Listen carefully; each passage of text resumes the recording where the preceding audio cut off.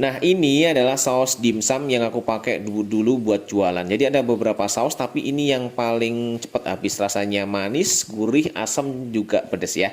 Pertama ini tinggal ditumis aja bawang merah, bawang putih, sama cabenya. Lanjut dimasukin air sumurnya. Masukin juga saus sambal sama saus tomatnya.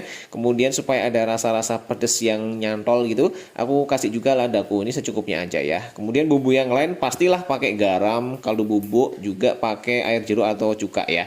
Dah ini diaduk-aduk aja, masukin juga kecap ikan, gula supaya balance, sama sedikit dikentalkan pakai air maizena gitu ya. Kemudian terakhir sebelum dimatikan apinya, masukin minyak wijen supaya harum. Dan buat masaknya ini aku pakai stain emerald fry pan, lapisan granitnya yang tebal ini bikin anti lengket dan terlihat mewah banget ya. Diameternya juga 24 cm dan ini bisa dipakai di kompor gas atau kompor induksi. Nah, kalau sudah lanjut aja langsung bisa dicocol-cocol pakai dimsum. Gampang